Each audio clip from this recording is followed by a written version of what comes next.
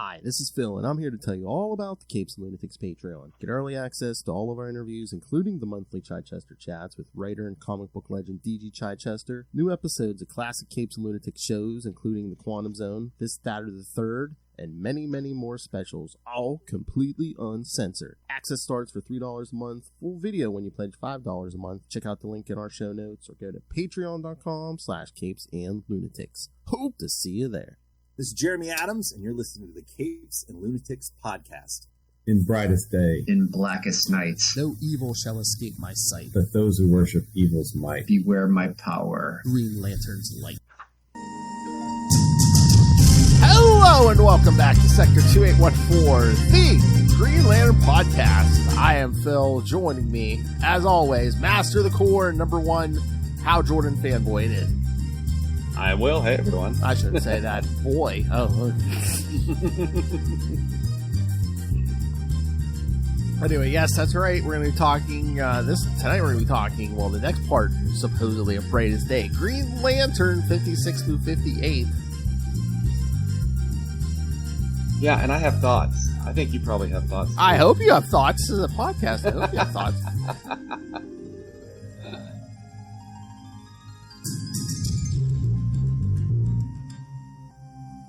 All right. So, what are your what on the issues or something else? Yeah, on the issues, but before we dive into the issues, I was telling you before we went live that I finally caught up and read Green Lantern number 10 of the current series, by Jeremy Adams and Zermanico, and I guess Kevin McGuire did the backup story with Guy Gardner, and Lobo, which is that was a lot of fun. "Quote unquote" Lobo. Yeah, Lobo. But yeah, it was a good issue. I enjoyed it. We're starting to get some answers, and I'm glad we're finally starting to get some answers, because it's been a while. Night Terrors, thank you for derailing 2 months of our story. Well, they derailed everyone for 2 months. Yeah. Yeah, exactly. But it's we finally know some things. But as I mentioned before, we both know that Mr. Adams is very much concerned with continuity, and one of the things that happened at the end of the last run of Green Lantern was all of the technology of the Owens, all the Malthusians, all of it gone, magically just poof, right, gone. Mm-hmm. And it was only the Source Ball. I don't know, do we call it Source Ball? Is that good? I guess. Source Ball. Yeah, something just fell, man. I know. It has got magic and source energy and lions and tigers and bears oh my in it. And one of the main plot points is that the central batteries of the other cores are being blown up. And I was under the impression, and I could certainly be wrong because it's the day that ends in Y, that all of the Owen tech was gone, period. That means all the central power batteries, all of the rings, all of everything. And it was only that the rings came back into existence when they were close to the Source Ball. We got to come up with a better name for that. I don't know what it is, but Source Ball, I guess, is what it is. So, and I know Jeremy Adams is, he's a continuity nerd like we are, so that's not meant as a slight, that's a compliment. Oh, yeah. So I'm just kind of curious how this is going to play out, because, there's so much that we still don't know, right? Mm-hmm. So waiting and seeing, I guess, but definitely enjoying the issues. And Hal was, like I said before, Hal was certainly in character, hey, don't do that because, we can't fight him because it's bad. Don't run off half-cocked. Mm-hmm. So, of course, what does he do? Exactly that. But we do find out some things because of it. So, yeah, it was a good issue. Yes. I was going to say, not green. Well, okay. Under some Green Lantern topics, I keep harping on you people to send in feedback. And if you do, we had some feedback. You'll hear some feedback at the end of this episode by a new fan, Mr. Tyler Ferguson, who got a Green Lantern prize pack. So, see, kids, that's all you got to do. Email, that's it. And a fellow Arkansan, I believe. So, shout out to Tyler. Thanks, Tyler. That's right, but we won't hold that against him. That's right. But no, I was going to say on a off-topic note, while I'm waiting for crossover division number 5 to hit my mailbox, It's coming. It's coming. I supported another up-and-comer on Kickstarter, because hopefully we're going to talk at the end of June when his next campaign goes. But a unknown guy who you've probably never heard of, Mr. JMD Mateus, I bought his... Yeah, he hasn't really been writing that long, has he? No, it's a quick couple decades, yeah. Yeah, just like 40 years, I think, maybe. I don't know. At least, yeah. But I knew I was gonna. I knew I was gonna love the books if I if I read them. Yeah, I think I've read one or two of them. I haven't read the other ones, but yeah, I definitely supported that too, and everybody should definitely check them out when it goes live again. It's the what does he call it? The multiverse. The multiverse. Yes, the multiverse. That's right. Yeah, because I think his all his number 2s. The next campaign starts in July, I think. So yeah, sweet, very sweet. Yes, be on the lookout. Yes. Like I said, I think we're talking in June. We'll talk these number 1s, and then about the camp. But yeah, there was 2 of them. I was like, I don't know if I'm going to like these, but now I see why. Because he said after the first ones, he was like, there was a vote to see which ones should continue, and the vote was all of them. All of them. That's good. That's really good. So any other... I believe that James Gunn shared a Green Lantern image on his Twitter feed or something. I don't know if I saw that. All right. Because Jeremy Adams retweeted it. So I think that's what it was. Here, I'll see if I can find it real quick. Yeah, I'm looking up Gunn's Twitter. Because he's using Guy, right? Yes, Guy is... let's see... Surprised because anyone who seems to want to talk to him about is that Superman guy. Well, where is it? I was gonna say, when was it? I'm scrolling down his thing. I'm not seeing it. Yeah, let me look at Jeremy Adams. All right, let's see. Oh, here we go. It was like the first thing that popped. Oh, I feel obligated. April 28th. Yeah, there you go. That one? That's the one. Yeah. Which looks pretty darn cool. Yes. I mean, I feel kind of down because you're like, oh, the image, it's just a hand with a power ring, which again looks pretty cool. But I was like, I thought we were going to get like, an actor in an actual costume. I was like, oh. I think that would be cause for much celebration at this point, but nothing yet. Oh, yeah. All right. All right. Well, anything else? Or should we get to these issues tonight? Let's do it. I hate that when I hold stuff up to the camera and then my camera gets all blurry. Either that or my eyes are really good. Hey, just wait till you have to get bifocals, man. I was disappointed, what was it, last year or the year before when I had to get glasses because the doctor was like, oh yeah, once you're in your 40s, the eyes start to come. I'm like, oh, thanks. Yeah, getting progressive bifocals like I wear is a shot to the old ego, let me tell you. All right. Well, okay. This is weird. Yeah, we're doing 3 issues tonight. The first one doesn't have a synopsis. The second 2 do. So. Okay. But I'm just like, yeah, okay. You didn't do the first one, but you did. Oh, never mind. All right. So here's the one that doesn't have one. All right. The Green Lantern number 56 from September 2010.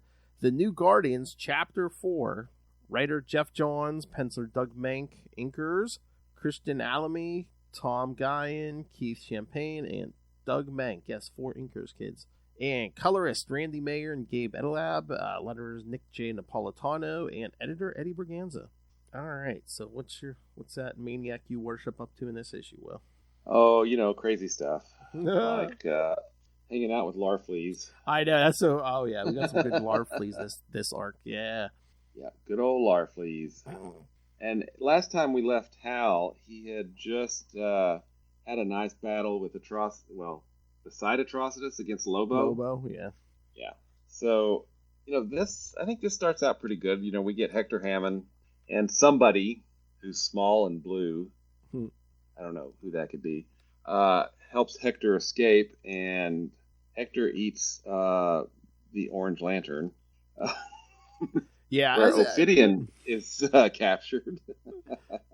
Yeah, I do like in the beginning when Hector's, dreaming or hallucinating. Yeah, that he's the Green Lantern, and him and Hal switched places here. Yeah, switch places. Yeah, and he has Carol. Mm-hmm. And Hal has the big head of Hector Hammond. We do get a little bit of cool stuff in this issue with them talking, and we get Larfleeze talking about, Santa. Hey, yeah, I'm gonna get Santa, and he's gonna give me everything I want. Yeah, because Larfleeze is on Earth, just like stealing stuff. Yeah, and there's a really great line, and he says, Hal says, "I hate to break it to you, Gonzo, but Santa Claus isn't real." Bah, you think I'm that inept? There's a mountain of evidence to argue otherwise right underneath us. Where's the... here's the line I love. When I finally meet this well-fed reindeer wrangler, I'll have everything I want. He'll be better than any guardian. And then Hal does ask about Saeed at that point. Mm-hmm. And he's like, she's off on a special project. Whatever.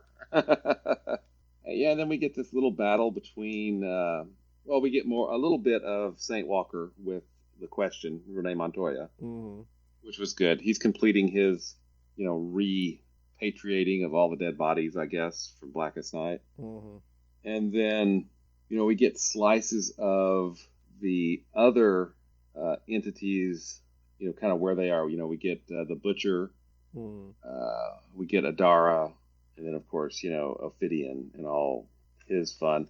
Yeah, Hector gets quite a makeover at the end of the issue, doesn't he? Oh, yeah.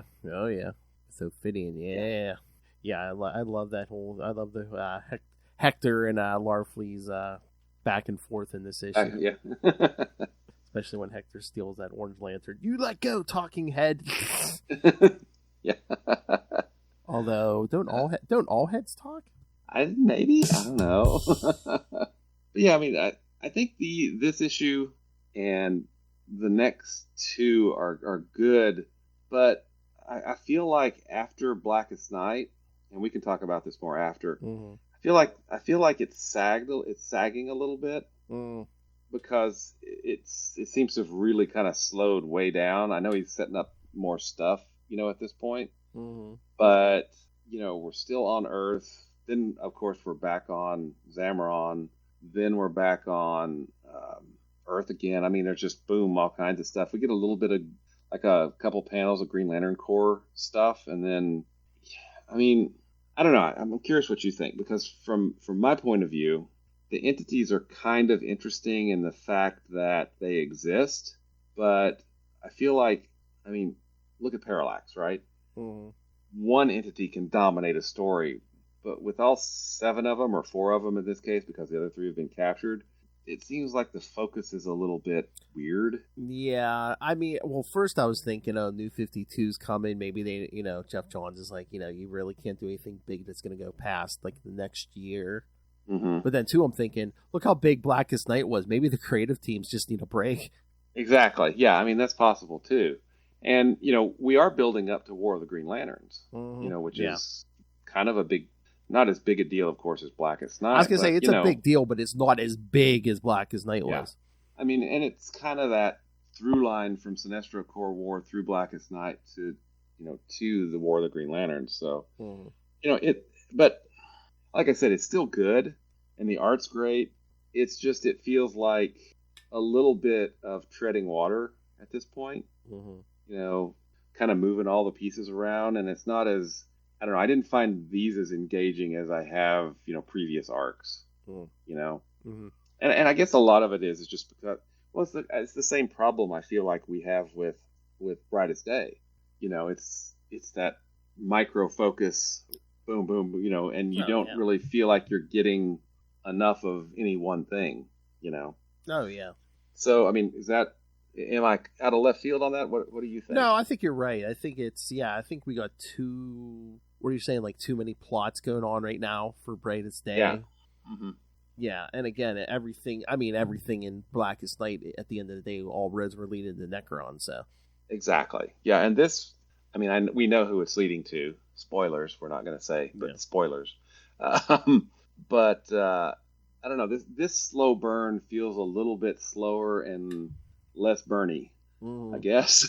Is that a good way to say it? I think so. Yeah, like I said, I just wonder if it's like, we're just kind of like, we're killing time to War of the Green Lanterns, or it's like I said again, maybe the creative teams just needed a break to like slow down a little bit. Mm-hmm.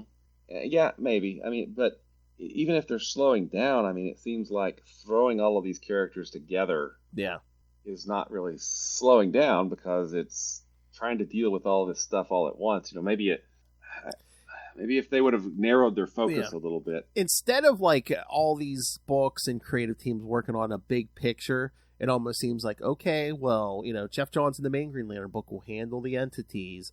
Over in Brightest Day, we're going to do the whole resurrected heroes all that thing. stuff, yeah, and then we'll do whatever in Green Lantern Corps. So yeah, it seems like everybody's and Emerald Warriors is Guy just being Guy. So it almost seems like it's supposed to be one big event, like Blackest Night was, but it's almost like everyone's just working on their own thing under that banner. It does feel really fractured. Yeah, I would agree with that. Definitely. Yeah, I'm yeah. I was gonna say something. I forget what I was gonna say. Oh, sorry, man. I'm getting old. Get off my lawn. No. Oh, and that's the other thing too. It's like, again, we're at that point already, I think, where it's like we're really not going to see a lot of Hal's personal life. Well, at least until New 52. Oh yeah, exactly. Because again, we build up the Air Force, we build up Cowgirl, and then that's pretty much gone. Yeah, I mean, we do get a mention of that. Like Carol mentions, Cowgirl, but yeah. But I mean, when you get right down to it, after 58, we've only got 9 issues of Green Lantern left until New 52. Is that 67 the final issue? I think so. Yeah. If I remember right, we had War of the Green Lanterns went across the books, but then we get like a 2-issue War of the Green Lanterns aftermath. Does that sound right? I think so. Here, let me pull up the schedule here. So yeah, after all our Brightest Day, we'll get 4 episodes on War of the Green Lanterns, and then we'll get 3 issues of Green. After War of the Green Lanterns, we'll get 3 issues of Green Lantern Corps, 3 issues of Emerald Warriors, and then we get right in the Flashpoint and New 52. There's a War of the Green Lanterns Aftermath 1 and 2. That's kind of in the last episode of War of the Green Lanterns. But yeah, there's 2 Aftermath issues. Yeah. I think one of the things that these issues would probably, this whole New Guardians arc would probably read a lot better all at once. But I think we're experiencing maybe that fracturing, because we're jumping from from title to title for this really fractured Brightest Day event. So I think that probably is not helping. Yeah. Well, think about it too, because this is how I was reading it back in the day. Imagine reading one of these a month. Oh yeah. Exactly. Or it's like in 1 month, read 1 issue of Green Lantern. Like how often was it? 2 of Brightest Day every month, and then 1 Green Lantern Corps every month. So I mean, that's and really then 1 Emerald Warrior. Yeah, it would have been. I think that would have. And I don't remember, but it must. It was probably frustrating just because not really a whole lot happens in these 3 issues, right? No, I mean, we'll get there with the. Yeah, we're gonna get there, but yeah. All right, so should we jump to the next one? You bet. All right, I do have synopses for these ones. All right, Green Lantern number 57, October 2010. The New Guardians, Chapter 5. What happens in Vegas? Looks like same team, except we added another editor, Adam Schlauman. All right. As Hal and Larfleeze are attacked by Ophidian, who has taken Hector Hammond as a host body, Larfleeze states that he hasn't been entirely honest about how he obtained the Orange Lantern. No. Ophidian says that Larfleeze was the only being in the universe capable of resisting its temptations, so Larfleeze enslaved it. Ophidian then says that it wants Carol. Larfleeze then says that Ophidian ate his lantern. Hal then decides to go to Las Vegas, and Larfleeze says that he wants to come with him. On Zamaron, the violet light continues to dim. The Zamarons say that if they don't find another energy source for their lantern, their light will be extinguished. Queen Agapo has been feeding the lantern with her power. One Zamaron states that they must find the Predator, but the Queen says that there is no need. Carol Ferris is in Las Vegas. In Las Vegas, Carol receives a transmission from the Zamarons who tell her that she must find the Predator. Later, the Predator approaches a man named Abraham Pointney. Abraham has been in love with a girl named Lisa, taking pictures of her and taping them in a wall in his house, because that sounds healthy. Not creepy at all. No. Especially when we learn he's never even really talked to her. Exactly. Carol then watches Larfleeze appear in Las Vegas, but she is then attacked by the Predator. Hal arrives to help, and Carol changes into her Star Sapphire costume. The Predator says that it will help Abraham attain true love. It also states that Larfleeze only loves himself, but when the Predator grabs him, Larfleeze sees his family alive. Carol tells Hal it's possible that the entity, it's not corrupting its user, but the other way around. Carol then kisses the Predator, releasing Abraham. The Zamarons then transport Carol, Hal, Larfleeze, Abraham, and the Predator to their homeworld. They plan to imprison the Predator in their power battery, but Carol refuses, saying that the hosts are corrupting the entities, not the other way around. The Zamarons try to attack Carol, but Queen Agapo stops them, saying that their lanterns need their faith to work. Queen Agapo dies, but not before passing on the title of Queen of the Star Sapphires to Carol. Larfleeze then states that he wants to be queen. Larfleeze has two really great lines in this. The first one is Viva Las Vegas. And the second one is on the same page where he says, all you can eat? I have arrived. Oh yeah. You knew Larfleeze in Vegas was going to be good. Yeah, that turned out that was good. I mean, Larfleeze. I've not read the Larfleeze series. And that was late New 52, right? I think so, yeah. So I'm kind of looking forward to reading that, and I know we've got the Larfleeze Christmas special around. We're saving it for Christmas, right? Yes. Yeah. Yep. Yeah. So I thought this issue was good, but I still think it kind of falls prey to what the previous issue did. Not a whole. We're still focusing on a lot of different things here, and from a month, like you mentioned before, a month-to-month basis, this would probably have been a little bit frustrating, because nothing's really, moving along. Mm-hmm. But there's some great art. That double-page splash with Carol and the Predator. Oh, yeah. Now, so Carol was possessed by the Predator pre-Emerald Twilight. Mm-hmm. But wasn't there and then she was also possessed by a Star Sapphire, the Queen, right? Yeah. And I think that was at the same time or something. I don't remember. It was weird. Well, wasn't that early on when she first became Star Sapphire? Wasn't she possessed by, or was that later? Maybe. I don't. Yeah, I think it was. Well, remember, wasn't she possessed by Star Sapphire, quote unquote? The one she killed Kat Matui, and then. When she reappears. In the thing we don't talk about. But then, right leading up to issue 25, remember, Hal and the others, found her, and she was, they were trying to, bring Carol out of the Star Sapphire. Yeah. I think we looked this up. She was, quote unquote, pregnant by the Predator or something. Yeah, and I think what they delivered it post Emerald Twilight in Extreme Justice or something. I believe so. Yes. I've not read those issues, but I may have to take the deep dive and go and do some research there. It's been a long time since I read those, but I can't remember a lot, but I do remember. Yes, brace yourself. Yeah, and if I remember right, the Predator first appeared, I think, in the 80s. Yeah, because I know wasn't he in some issues when John took over for Hal? Yeah, I think so. Looks like, the first appearance was in Green Lantern Volume 2, number 178. Yep. Which was July of 1984. Yep, I see it. Yeah, so wasn't that right before Hal's I quit, that cover, I quit. Yeah. So, the Predator has this weird relationship with Carol that is weird and maybe a lot creepy that I don't know that we necessarily want to delve into. I'm sure that you can find a lot of reasons not to like the way that Carol and or the Predator were treated by previous writers. So I think Jeff Johns is probably doing something good here and kind of just ignoring a lot of that, just not bringing it up, and we're just going to leave it alone. Yeah. Okay. I found the whole baby thing. All right. Carol became the administrator of Extreme Justice's Mount Thunder facility. Soon the demon Neuron appeared to her and made a deal with Carol. freeing her of the Star Sapphire entity for good in exchange for Sapphire's baby. Remember, it was Star Sapphire's baby. It wasn't Carol's baby. It wasn't Carol's baby, that's right. Yeah. Star Sapphire actually gave birth to a hideous baby, which she and the Predator attempted to use as a husk for their combined essences. However, Neuron convinced Carol to take the baby away as they attempted to merge, causing the apparent destruction of both entities, meaning the Predator and Star Sapphire. And the Star Sapphire. Yes. Mm-hmm. Neuron departed with their baby in his arms. So I don't know if we've seen the baby. I don't know if we've ever seen the baby since. So.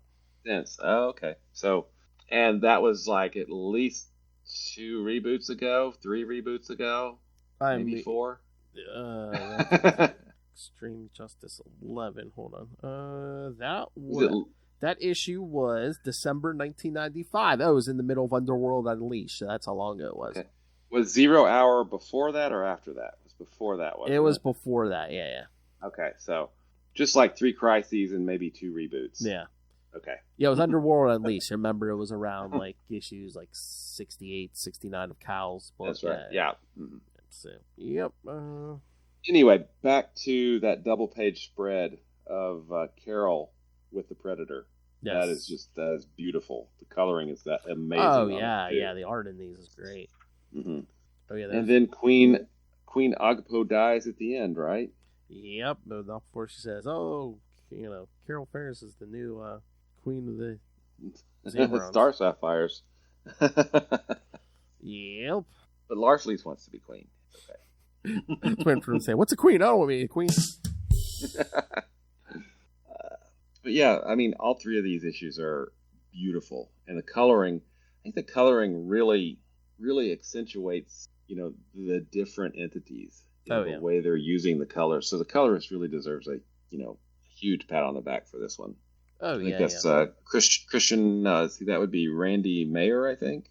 Hold on. Believe was there 2 of them? I think. 2 colorists: Randy Mayer and Gabe Edelab. Yeah.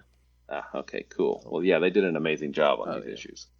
Yeah, I think at this point in time they were like, the Green Lantern books you had to have like some really good coloring. And again, too, I'm wondering if like a lot of they're getting help through like digital means with the colors and stuff. Yeah. And Well, yeah, and printing is getting better, so they can use better and more varied colors. So that's a good thing too. All right. So should we do the last one and then discuss this whole thing? Yep, I think so. All right. Green Lantern number 58, November 2010. The New Guardians, Chapter 6, Hope Burns Bright. Writer Jeff Johns, penciler Doug Mank. I think everyone's the same except Randy Mayer's doing the colors himself this time. So. Okay, cool. Sinestro and Atrocitus, remember them, investigate a prison attacked by Butcher, the entity of rage. During their stay at the prison, some of the officers point their guns at Sinestro, but he points his ring-generated weapons at the guards to stand down. Atrocitus then destroys a bus full of prisoners, telling the guards that that's what they should do to murderers. On Zamaron, Carol was ready to accept the role of Queen of the Star Sapphires, much to Hal's disapproval. In Livonia, Michigan, a girl named Nicole Morrison is being held hostage by a man. Nicole tells the man that she forgives him for holding her hostage. She then attacks the man with a plate full of soup and tries to escape. The man grabs her. Suddenly, Adara, the entity of hope, appears and takes Nicole's body as a host and saves her. Meanwhile, on Zamaron, Larfleeze finds that his rank's power level is dropping without Ophidian. Larfleeze watches Abraham Point until Green Lantern returns him to Earth so that he can answer for his crimes. Abraham says that when the Predator used him as a host, he saw that Larfleeze lost his family a long time ago. He also says that Larfleeze isn't his real name. Larfleeze furiously attacks him, but Hal stops him. Suddenly, Hal receives a message from St. Walker saying that Adara has chosen. On Oa, Salak tells Vaz and Larvox that Hal's ring hasn't logged any arrest or even a single confrontation after the Blackest Night. Larvox says that Hal is taking some R&R, rest and relaxation. He then says that Salak could use some of that. Salak says that he doesn't think that Hal is taking R&R. He then says that he thinks that either Hal's ring is malfunctioning or that he doesn't want the Guardians to know what he is doing. Hal, Larfleeze, and Walker meet Adara, who sees the hopelessness inside Hal and Larfleeze. Adara sees that Larfleeze's family is still alive. But just when she's about to watch Hal's hopelessness, the Flash appears, saying that he wants to talk to Hal about his new friends. They're not exactly friends. They're work acquaintances. Yeah. All right, so yeah. Yeah, and I don't think this storyline ends until like issue 62, maybe. I'm thinking it might run us right into the War of the Green Lanterns, right? Maybe. Let's see. Green Lantern variant covers. Oh, we get tales of in this collection we get the Dexter origin story. Let's see. The New Guardians conclusion is in number 62. Yeah. So 63 I don't actually have handy right now. 63 is prologue of War of the Green Lanterns, it says on the cover. There we go.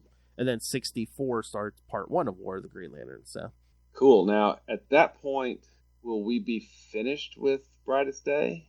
Brightest Day will be over about that time, right? I believe so. Yeah, it doesn't say Brightest Day on the cover.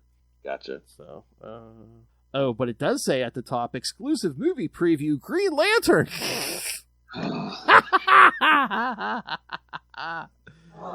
That hurts, man. That hurts right there.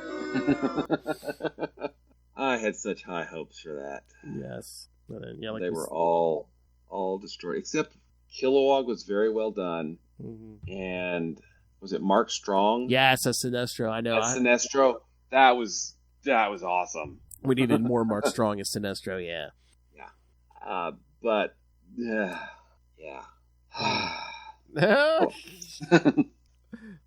That good of a memories, huh, Will? Yeah, that was a hard summer for me and the boys. So the boys turned 16 that year, and we had 2 movies that we were just super hyped for. The first one actually was released on their birthday, and it was the John Carter of Mars, John Carter movie. Because we're huge John Carter fans. We love those books so much. And then Green Lantern. So yeah, it was kind of a disappointing summer from a movie standpoint. Yeah, I know. I know the feeling. I remember in 1997 trying to tell all my friends when we went and saw Batman and Robin. No. The comics are much better than that. Yeah, yeah. I promise, they really are. Yeah. Bane can say more than 2 words. Mm-hmm. But yeah, the coloring in this one's really good too. It's like all the blues and everything. Yeah. Yep. Absolutely. But yes, I don't know what's up. But yeah, Larfleeze doesn't want anyone to know he changed his name. Yep, because he stole his secret. Oh yeah. Sorry, no, he stole my privacy. That's what he says to that guy, isn't he? That was my government name. Yeah, this one. I mean, like I said, these are good issues, but again, this does feel kind of drawn out. And even this is like splintered now because now Sinestro and Atrocitus are off on their own. Exactly. Hal is with Carol and Larfleeze, and yeah. I really think that if we would just read the Green Lantern title in, like, what is this? 62. What is the first one in this? 50. Yeah, like 10 issues, 53 through 62, this 10-issue chunk. Mm-hmm. I think we'd probably feel differently about it because I think so. we wouldn't be jumping back to Brightest Day. We wouldn't be jumping to Green Lantern Corps. We wouldn't be jumping around to all these others. And Brightest Day has its storyline going on. And then we've got Emerald Warriors. Now, Emerald Warriors seems focused. Yeah. Because what we've read of it seems really focused. Yeah. The Corps seems... I mean, I don't think the Corps really has changed that much as we've gone from Blackest Night through, Brightest Day. Mm-hmm. But this book and Brightest Day seem kind of fractured. Yeah. At this point. And I think it really shows in the way that we're reading them right now because we are jumping around and we don't really see it in, Emerald Warriors or the Corps. But, I mean, it's just like it's amplified in Brightest Day and the main Green Lantern book. At least my opinion. Yeah, like I said, right now it does seem like this book has nothing to do with Brightest Day or any of the other books. Mm-hmm. But it's all Brightest Day. It is. Some masochist wanted to read the actual Brightest Day series. Well, at least we're not doing all the crossovers, okay? Oh man, we would have been here till next year doing that. Yeah. Yeah, no kidding. I mean, we're only really doing. I mean, all of the Justice League. Was it Generation Lost? Yeah. Those are all Brightest Day. All the Flash issues are Brightest Day. First couple issues of Flash, Green Arrow. Yeah, I mean, there's so many out there that don't necessarily really have a whole lot to do. Yeah, no. With Brightest Day. Oh yeah. Yeah. There's such a big list. Yeah, it's all the Brightest Day, Green Lantern, New Guard, the Green Lantern issues, the Green Lantern Corps, Emerald Warriors. So are they saying Justice League Generation Lost all 24 issues are Brightest Day? Oh my! Yeah, there you go.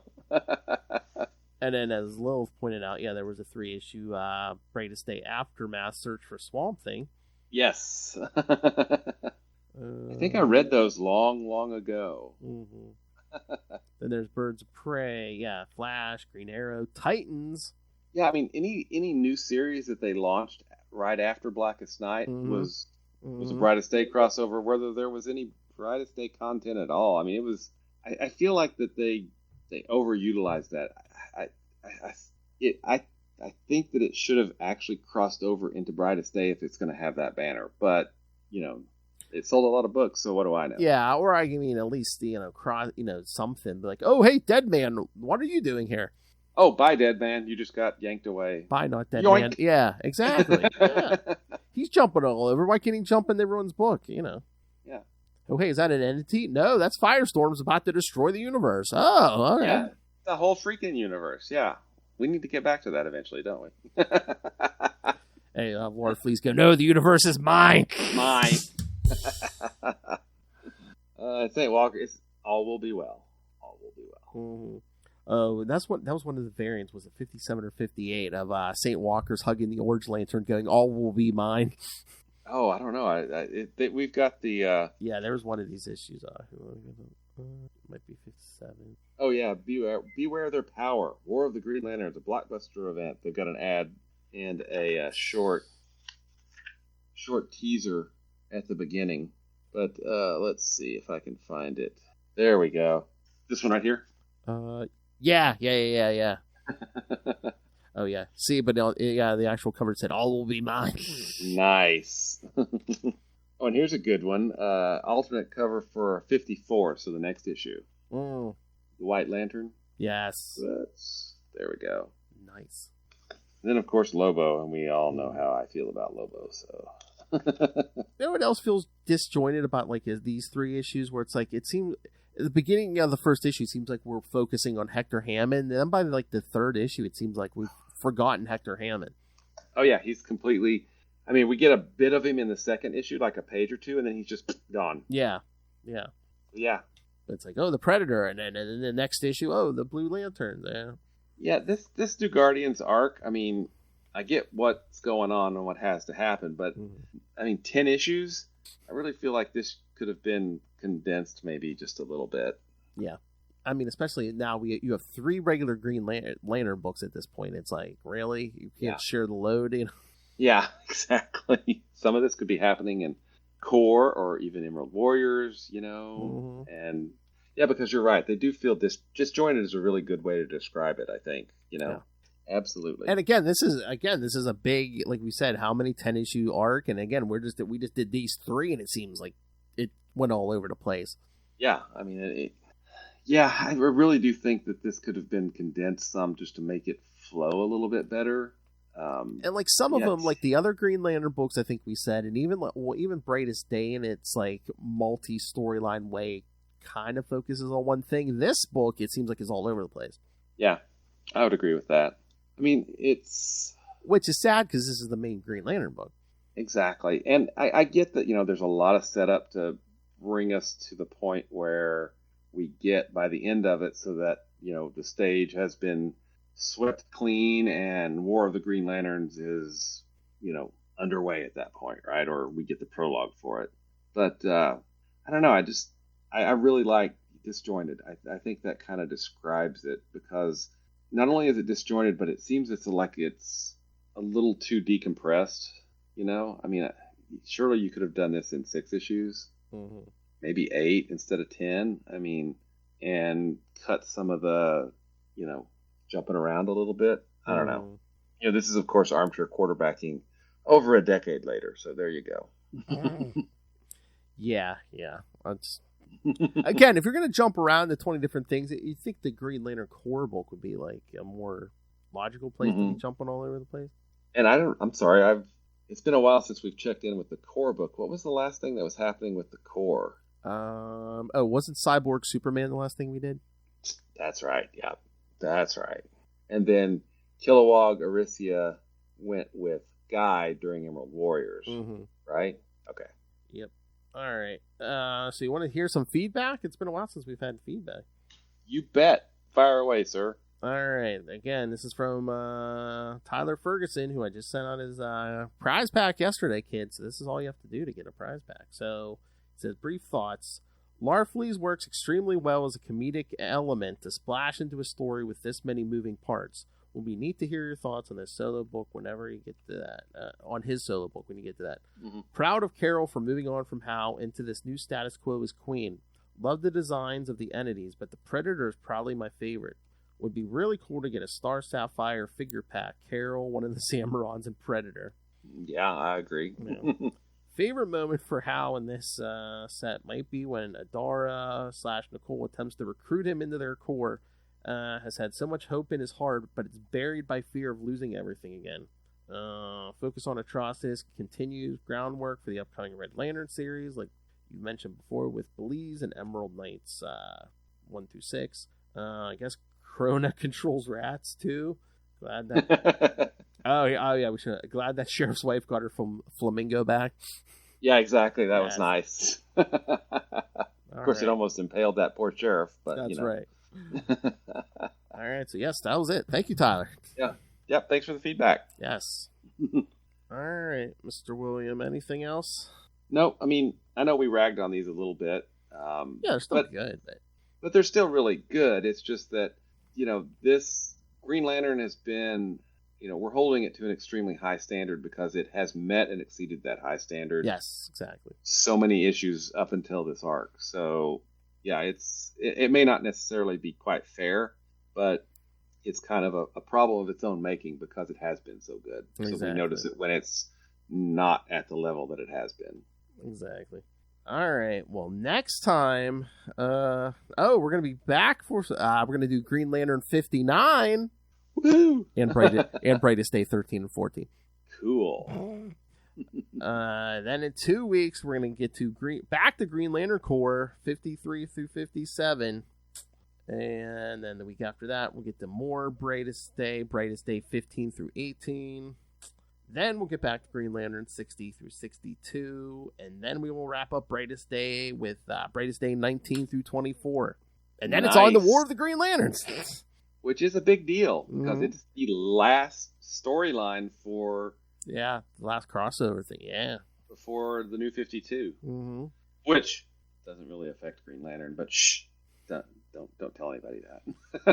Well, I think most comic fans know that. It didn't, affect the big sellers, Green Lantern and Batman, my favorite character. Remember, kids, Ray plays games. He's on YouTube. I think I just saw an episode just uploaded to YouTube. Yes, kids, so you can watch Ray play with himself for free on YouTube. What the F? All right, so yes. So send us your thoughts on all the upcoming stuff. So you can still send them on these issues. Email us, CapesandLunatics@gmail.com, or call the voicemail 614-382-2737. That's 614-38-CAPES. And remember, you can find all things Capes and Lunatics, episodes, social media, merchandise. Again, get your brand new Capes and Lunatics merchandise with the new logos. Again, Rain ran the money on us through the Cash App link as Lilith demands. Make it rain. And, of course, the Patreon, where, again, you hear uncensored Lilith Hellfire, and that is worth any price. So subscribe to the Patreon. You can find all of that all in one place. That's tubespace.io/CapesandLunatics Podcast Network. That's tubespace.io/CapesandLunatics Podcast Network. More vicious and brutal than ever. All right, Mr. Will Allred, master of the core, master of the quantum zone, master of podcasting, and several, count them on at least one hand, soon to be two, several successful Kickstarter campaigns. Mr. Will Allred, where can people find you? You can find me at Wallred, that's at WALLRED at Facebook and Blue Sky and Twitter and Instagram and probably several others that I've forgotten that I've set up. If you'd like to check out the comics that I create, you can do that at crossoverdivsion.com. Thank you, Phil. The 5th issue should be going to the printer shortly. Just got to get the colors are almost finished, and the lettering should be close to finished too. So we'll get those printed and send it out, and then we will have a brief respite, and we will dive into Crossover Division number 6 on Kickstarter coming soon. You can also check out Diary of Night at diaryofnight.com, and you obviously have great taste because you're hanging out here with Phil and I. So that means you probably love Marvel's Quasar almost as much as we do. And if you'd like to find out more about Quasar, you can do that at the Quantum Zone, quantumzone.org. I'll put it in my navel. 5 inches, maybe.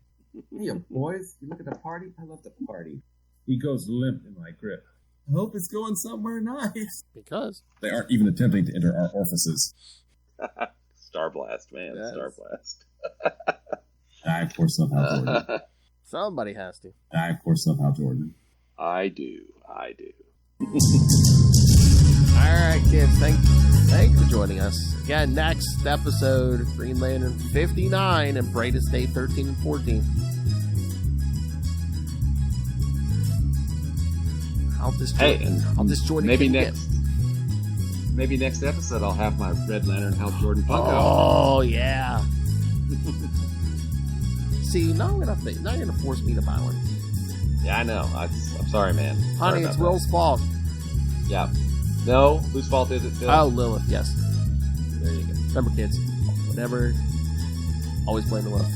All right, kids. Come back next time, and remember. Whatever Larfleeze does in Vegas stays in Vegas. Or Zamaron. Good night. Nice.